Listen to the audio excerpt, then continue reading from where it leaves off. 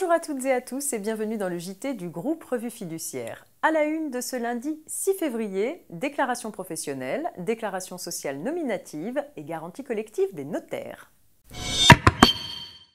Un point déclaration professionnelle pour ouvrir cette nouvelle semaine d'actualité juridique.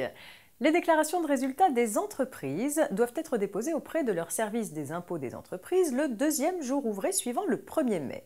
Ainsi, pour les entreprises individuelles soumises à l'impôt sur le revenu dans la catégorie des bénéfices industriels et commerciaux, des bénéfices non commerciaux et des bénéfices agricoles, ainsi que pour les entreprises soumises à l'impôt sur les sociétés clôturant leur exercice comptable le 31 décembre 2016, la date limite de dépôt de leur déclaration de résultats est fixée au 3 mai 2017. Lors de la présentation de la loi de finances pour 2017, le 16 janvier dernier, au Conseil supérieur de l'Ordre des experts comptables, le secrétaire d'État en charge du budget et des comptes publics, Christian Eckert, a annoncé un report de délai de 15 jours pour les prochaines déclarations de résultats. Cette annonce doit encore être confirmée officiellement par la publication d'une instruction fiscale. En dehors de certaines petites entreprises agricoles, la quasi-totalité des entreprises privées doivent être passées à la déclaration sociale nominative en phase 3 sur les payes de janvier 2017, transmises entre le 5 et le 15 février selon les cas. La DSN phase 3, mise en production depuis le 27 septembre 2016, constitue le prolongement de la DSN phase 2, à laquelle s'ajoutent de nouveaux organismes de protection sociale et de nouvelles fonctionnalités.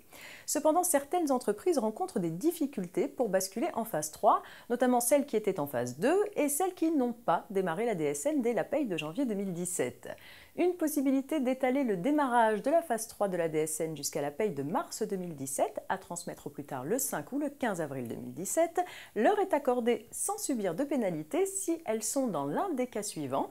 Elles sont toujours en phase 2, elles n'ont pas encore démarré la DSN, ou bien les entreprises et les cabinets tiers déclarants ont des difficultés à assurer les paramétrages sur la partie des organismes complémentaires de santé et de prévoyance. On termine avec la garantie collective des notaires. Chaque année, les notaires versent à leur caisse régionale une cotisation spéciale destinée à assurer le remboursement des fonds déposés dans leur étude. Le taux de la cotisation annuelle due pour l'année 2017 par chaque notaire est fixé à 0,25% de la moyenne de ses produits totaux réalisés au cours des années 2014 et 2015. Pour les notaires dont la moyenne des produits totaux des années 2014 et 2015 est inférieure à 176 231 €, la décote suivante s'applique.